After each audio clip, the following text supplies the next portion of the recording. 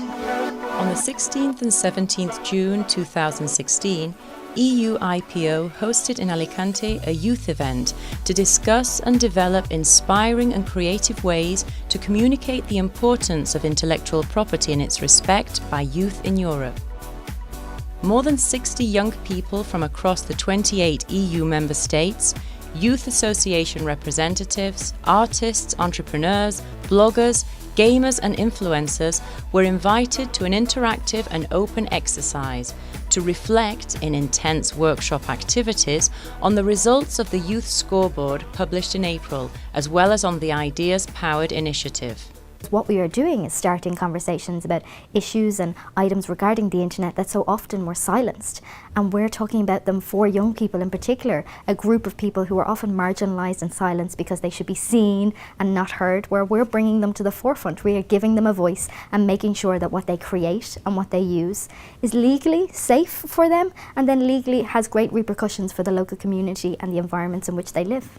EUIPO expressed its wish to listen to the European youth, with a view to communicate more effectively to this young target audience and engage in meaningful conversations on the topic of intellectual property and its respect.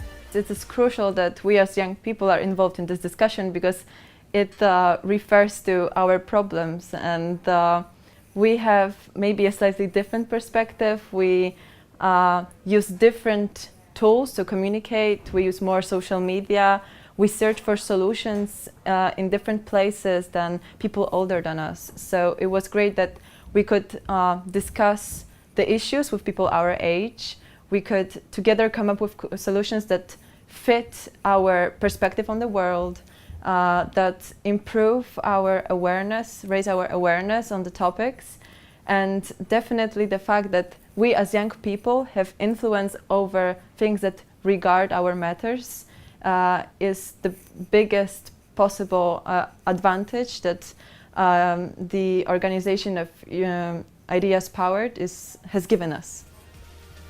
Participants discussed trust of websites and web shops, ability to distinguish reliable sources from unreliable ones, the importance of sharing but also protecting personal data, the consequences of the purchase of counterfeit goods, and the downloading from illegal sites for small artists and creators, as well as the importance of quality, availability and affordability of physical and digital products. Certaines personnes qui nous prennent des fois certaines idées ou ce genre de choses, ou même qui nous reprennent notre contenu donc, de façon illégale. Donc c'est vrai que on est pas mal touchés. Forcément j'ai grandi avec Internet. Et on va dire que quand j'ai commencé vraiment à être dedans dans les 11-12 ans, tout le monde était un peu en mode « Ah tiens, je veux ce jeu, on va le télécharger ». Un de mes potes, il dit « Oh, j'ai ce jeu-là, on le copie et il n'y a pas de problème ». Maintenant, je pense beaucoup plus à tout ce qu'il y a derrière. J'ai beaucoup de personnes dans mes contacts qui travaillent dans des jeux vidéo, des petits jeux indépendants, ou qui même des fois font le dessin, la première page d'un jeu, ou ce genre de choses.